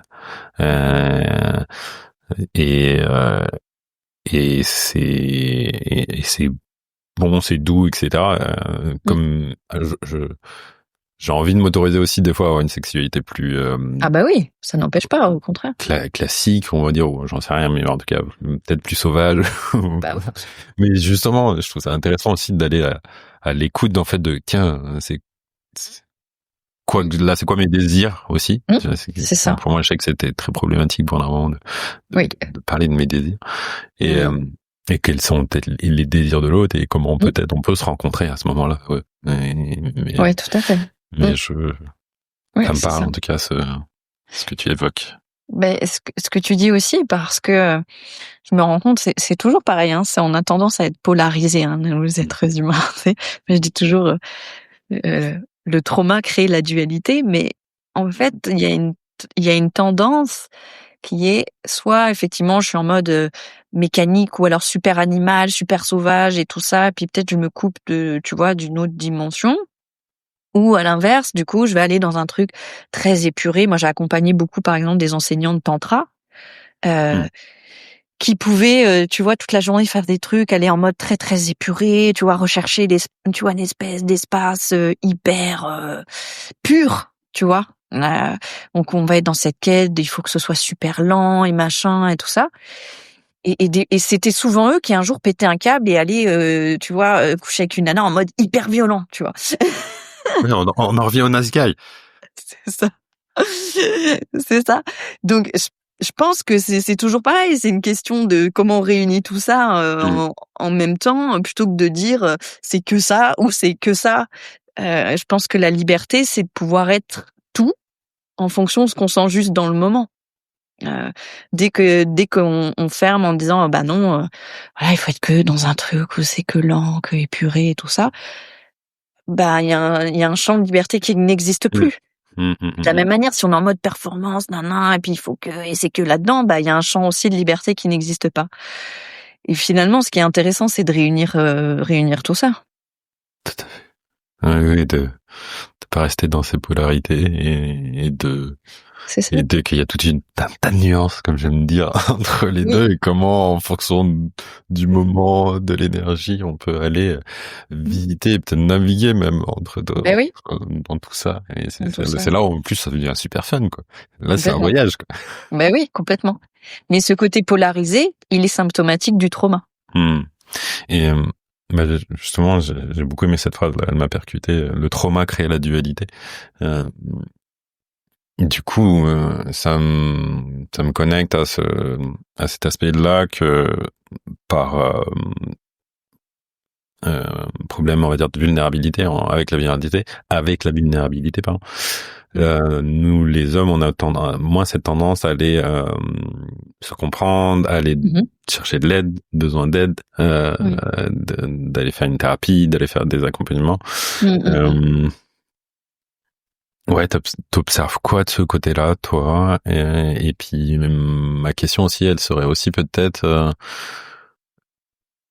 j'observe les deux, hein, c'est-à-dire qu'il y a des hommes qui font peut-être pas assez de taf, et il y en a des autres qui en font beaucoup trop. C'est-à-dire que dans certains milieux de développement personnel et spirituel, d'un coup, je me retrouve avec des hommes qui, je vois, ont finalement des états de conscience qui sont plutôt élevés, et où alors je vais parler d'une relation hétéronormée, où il y a des femmes qui poussent encore à vouloir toujours plus, tu vois, pour rebondir sur peut-être un des comportements dont on parlait tout à l'heure. Qu'est-ce que tu constates, qu'est-ce que ça t'évoque, tout ça? Il y a un constat chez moi qui est similaire à ce que tu dis, dans le sens où il y a d'un côté ceux qui sont assez réfractaires à ça, ou qui, tu vois, qui ont pas du tout de démarche, on va dire, de travail sur eux. Après, tu vois, moi, j'ai mon meilleur ami qui m'a fait changer pas mal d'angle de vue, petite aparté, qui est que, tu sais, des fois, il y a des personnes, quand je les accompagne, ils me disent, oui, mais moi, je veux absolument quelqu'un qui a travaillé sur lui ou sur elle, qui a déjà fait de la thérapie, ceci, cela. Et je leur dis souvent, mais est-ce que ce qui est important, c'est le fait que la personne, elle ait fait ça, ou ce qui est important, c'est sa capacité à se remettre en question et à se voir dans le quotidien de vos interactions. Parce que, mon meilleur ami, lui, il a jamais fait beaucoup de démarches comme ça. Mais il a une capacité naturelle à se remettre en question, à quand on parle des trucs, à dire ah ouais c'est vrai, et puis à ajuster, et alors qu'il connaît rien à toutes ces, tu vois, tous ces trucs de dev perso ou de spiritualité, mais il a une capacité naturelle à faire ça. Et des fois, t'as des gens, ils font des années de thérapie de ça, ils sont pas capables de faire ça vraiment, ou facilement, ou simplement, tu vois. Donc il y a des gens qui ont pas forcément ces démarches-là dans ce cadre-là, mais qui ont quand même une capacité naturelle à. C'est pas la majorité, mais il y en a. Et après, il y a ceux qui sont réfractaires et qui, du coup, n'ont pas nécessairement cette capacité naturelle. Et il y a une autre chose que j'observe, c'est beaucoup d'hommes qui, aussi dans cette culpabilité, le nombre d'hommes que j'ai accompagnés, justement, dans cette culpabilité de, on a été les hommes mauvais, méchants, qui ont fait du mal aux femmes, et font tombent dans une espèce de surresponsabilisation. Ouais, ils prennent tout sur les épaules. Et du coup, eux se retrouvent abusés par des nanas, des fois, de manière hallucinante, et eux, ils processent sur eux, puis ils disent, oui, du coup, c'est quoi qui va pas chez moi? Puis c'est vrai, ça peut tomber vraiment dans la surresponsabilisation. Donc il y a un peu voilà ces deux extrêmes aussi de ceux qui disent non mais moi tout va bien, j'ai pas de problème. Donc je fais pas de thérapie, c'est toi qui déconnes. Ouais.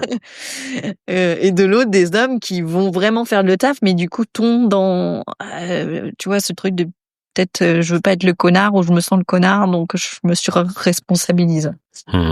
Et du coup, ouais, pas en arriver à poser ses limites et Ouais. te faire effectivement dans le dernier épisode justement on parle d'abus et de l'abus sur toutes ses formes qui est quelque chose qui est comme on disait qu'on associe très souvent directement à la sexualité physique alors que l'abus peut prendre d'autres formes.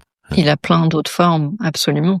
Et moi, le nombre d'hommes que j'ai pu accompagner, où je les ai vus vraiment pour moi être abusés par des femmes de plein d'autres manières. Et c'est moins évident parce qu'il y a moins de reconnaissance de ça.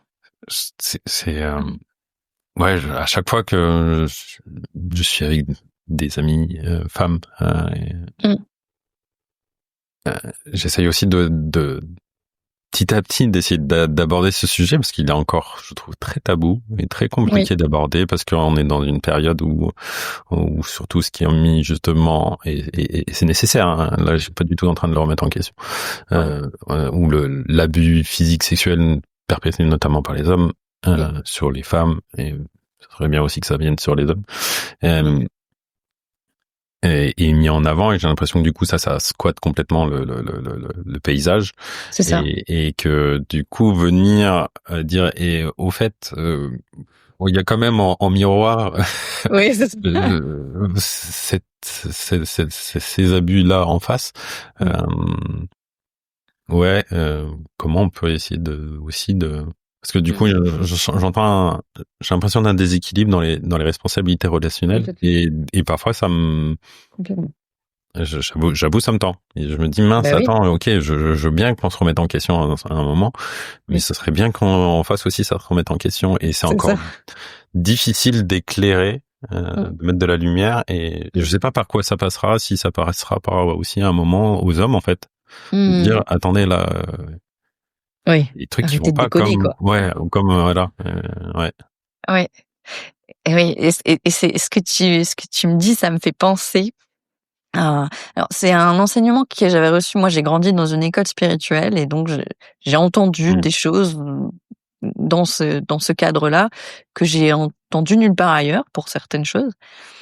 Et aujourd'hui ça commence à se faire entendre à d'autres endroits, mais je sais que j'avais reçu des enseignements sur les complémentarités des corps entre hommes et femmes, qui moi m'avaient beaucoup aidé à comprendre ma part de responsabilité.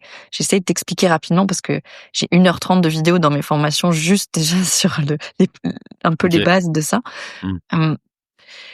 Tu vois, c'est comme on va prendre le corps physique. Tu vois, tu disais les hommes finalement quand ils abusent, si par exemple ils violent ou ils frappent, ça se voit, c'est au niveau du corps physique, donc c'est visible immédiatement en fait.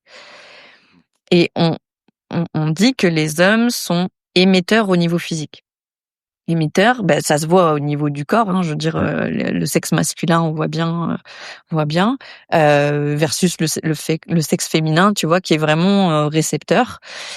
Émetteur, ça veut dire quoi? Ça veut dire que au niveau physique, l'homme va envoyer une force brute, condensée. Tu vois, par exemple dans la procréation, l'homme il éjacule, ça lui prend quelques secondes, il envoie une information brute condensée que la femme elle va faire entrer en gestation pendant plusieurs mois pour donner naissance à un enfant. Et ça veut dire quoi? Ça veut dire que là où t'es émetteur, t'as une force brute très puissante, très dense, qui va avoir un impact énorme sur l'autre. D'accord? Du coup, ça se voit au niveau physique, justement, pour l'homme. Un homme qui tape une femme, ça va l'impacter souvent beaucoup plus que l'inverse. Voilà. Mais ce qu'on sait pas, et là où il y a moins de conscience, c'est que ça s'inverse au niveau des autres corps. C'est-à-dire qu'après, t'as le corps éthérique qui est quelques centimètres autour du corps physique. Et là, c'est les femmes qui deviennent émettrices. Ça veut dire quoi? Ça veut dire que c'est elles qui envoient une information brute et impactante en fait à l'homme à cet endroit-là, et que si elles sont pas conscientes de comment elles utilisent leur énergie éthérique, elles peuvent, parce que là où on est émetteur, c'est là où on a le potentiel de faire le plus de mal à l'autre en fait. Tu vois, c'est comme si par exemple un mec qui va disséminer son sperme à toutes les nanas et il met enceinte 15 bonnes femmes, tu vois. Bon, voilà, on peut discuter de est-ce que c'est une bonne façon d'utiliser son énergie ou pas, tu vois. Avec toutes les conséquences que ça aura pour ces femmes. Parce qu'on voit bien qu'à l'endroit où lui il balance juste une information, il y a des énormes conséquences pour la femme Tout à fait, derrière. Mais c'est pareil en fait dans l'autre sens. Au niveau éthérique, ça s'inverse. Après au niveau astral, ça se réinverse et au niveau mental, ça se réinverse. En fait, ça fait toujours plus moins émetteur récepteur, émetteur récepteur. Et là où on est émetteur ou récepteur, c'est important qu'on prenne nos responsabilités. Et les femmes sont du coup émettrices au niveau mental et au niveau éthérique. Et la plupart des femmes n'ont absolument pas conscience de comment elles utilisent leur force mentale et leur force éthérique. Je sais pas si je suis claire ou si c'est trop perché.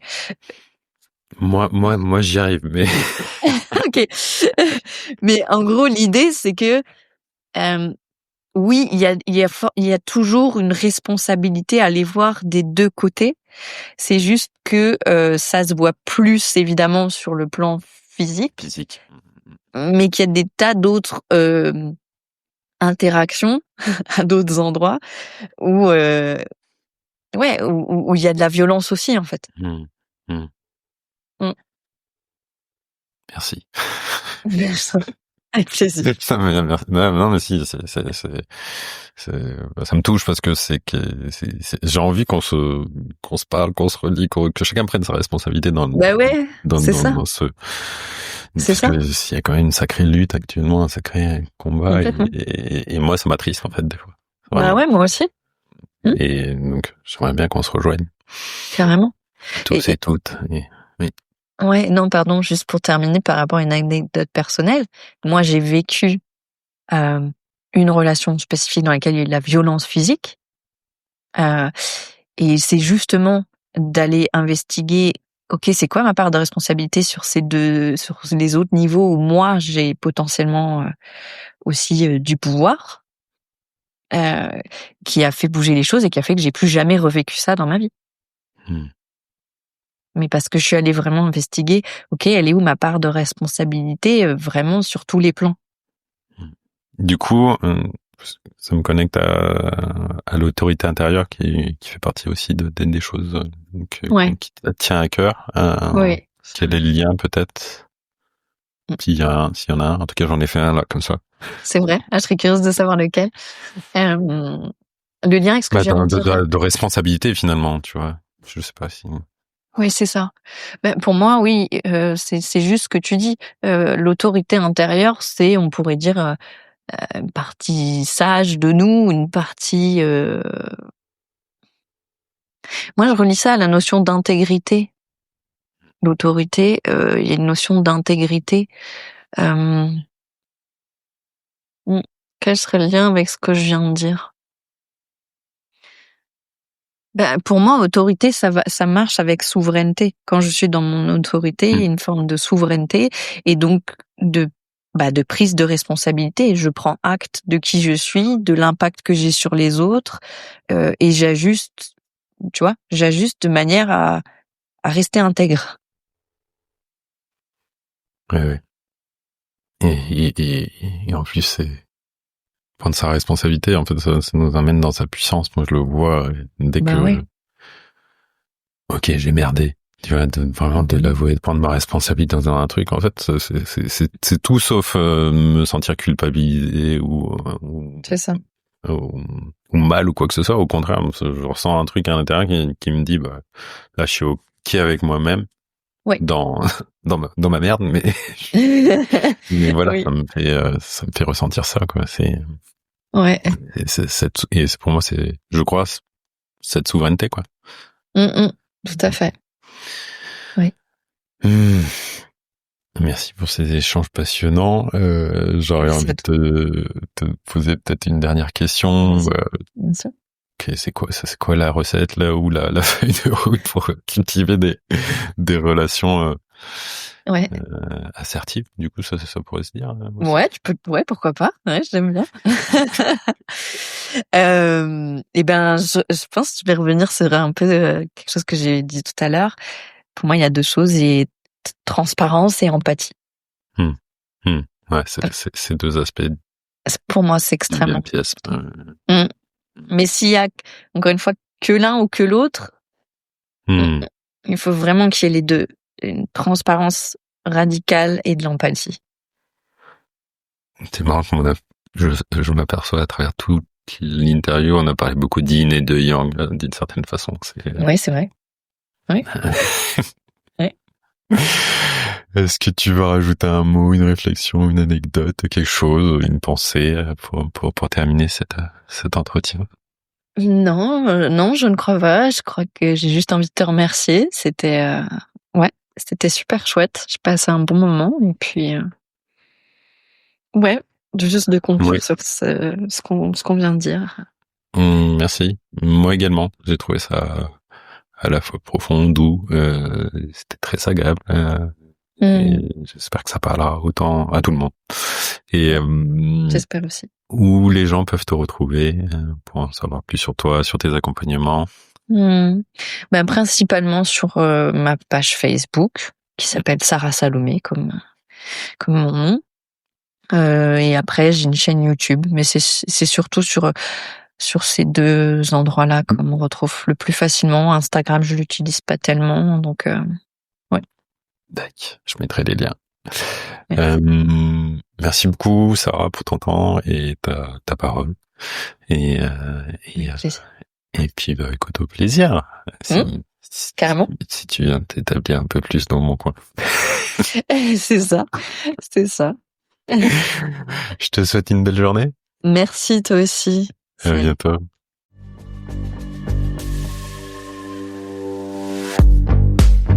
Merci d'avoir écouté cet épisode. Si vous avez aimé, n'hésitez pas à en parler autour de vous, ainsi qu'à le partager sur vos réseaux sociaux.